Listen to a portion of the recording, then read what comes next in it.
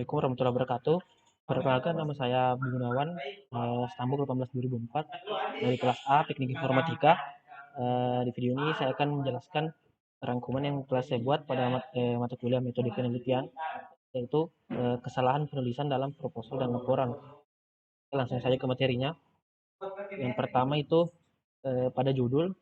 Nah, pada judul itu pertama kita harus memuat metode dan tujuan. Dalam pembuatan judul harus memuat metode yang akan digunakan dan tujuan penelitian itu sesuai dengan arahan dari judul tersebut. Terus yang kedua, hindari kata berbasis. Nah, di dalam perbuatan judul itu juga harus menjelaskan lebih detail tentang apa yang harus dilakukan, masalah apa yang terjadi, dan solusi apa yang tersedia untuk menyelesaikan masalah tersebut. Terus selanjutnya ada abstrak.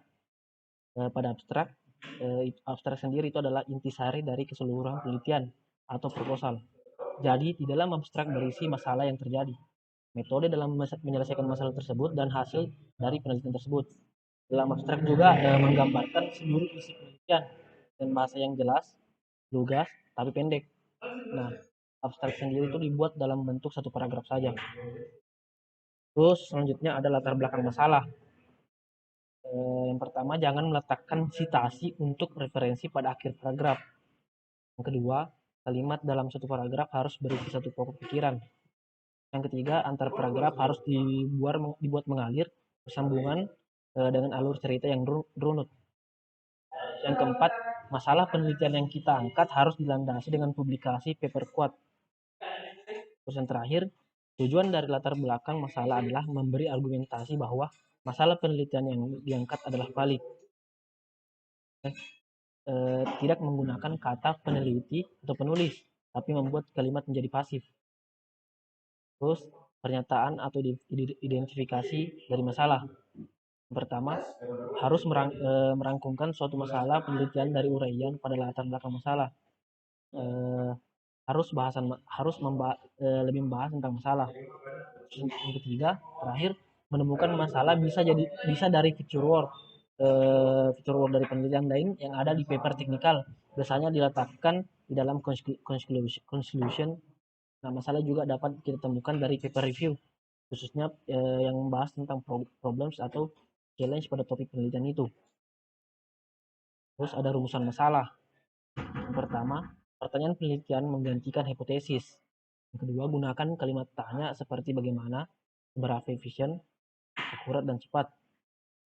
Tiga, jumlah eksperimen dan hasil yang dilakukan ditentukan oleh jumlah research question atau pertanyaan penelitian pada penelitian kita. Yang keempat atau yang terakhir, uraikan dalam bentuk poin-poin apabila rumusan masalah lebih dari satu sehingga mudah dipahami. Terus tujuan eh, pertama, pada hakikatnya tujuan adalah judul yang diuraikan dengan lebih detail atau spesifik. Harus memuat metode dan tujuan beserta pengukurannya, atau dalam artian lain sinkron dengan masalah. Uraikan dalam bentuk poin-poin apabila tujuan lebih dari satu sehingga mudah dipahami. Terus manfaat, hal baik yang datang setelah tujuan penelitian tercapai baik dari sisi teoritis maupun organisasi. Manfaat bukan mengulang-ulang tujuan, uraikan dalam bentuk poin-poin sehingga mudah dipahami. Terus ada tinjauan studi. Tinjauan studi itu memuat penelitian yang benar-benar terkait dalam aspek metode di paper tersebut kita kembangkan. Uraikan dengan format masalah, terus metode, terus hasil. Tidak perlu membahas keluar dari masalah, metode, hasil tersebut. Dipilih dari sisi kebaruan, pendekatan, dan memang kita memperbaiki metode yang dikembangkan oleh peneliti tersebut. Terus setelah tinjauan studi tulis, buat rangkuman dalam bentuk table state of the art yang berisi nama, nama peneliti, tahun, masalah, metode, dan hasil. Yang terakhir, subbab tinjauan studi dengan menjelaskan perbedaan dan kelebihan penelitian kita dengan penelitian di tinjauan studi tersebut. Terus ada tinjauan pustaka. Tinjauan pustaka itu memuat apa yang ada di judul. Penjelasannya harus lengkap, tuntas, dan merangkumkan dari banyak sumber, bukan memindahkan isi satu buku atau publikasi yang lain. Algoritmanya harus berisi tahapan, formula, dan contoh penerapannya. Ada kerangka pemikiran. Kerangka pemikiran itu menggunakan format identitas objek dari penelitian, salah, solusi dan manfaat yang dicapai. Harus diuraikan dalam bentuk kalimat yang jelas, detail, dan komprehensif yang menjelaskan semua gambaran kerangka pemikiran. Terus ada gambar dan tabel. Caption untuk gambar di bawah sedangkan untuk tabel di atas. Semua gambar dan tabel harus dinarasikan dan dideskripsikan atau dijelaskan maksudnya apa.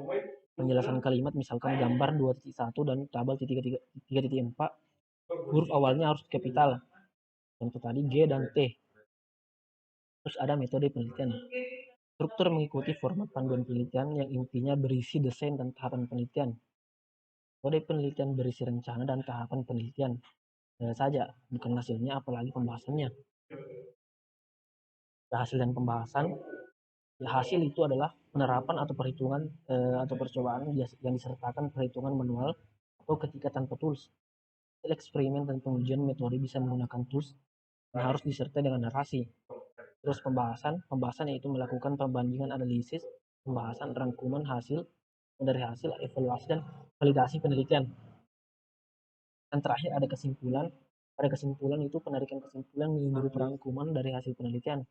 Harus singkat, jelas, dan menjawab pertanyaan dari penelitian. Oke, sekian dari hasil pemaparan dari saya. Lebih dan kurangnya mohon maafkan. Wassalamualaikum warahmatullahi wabarakatuh.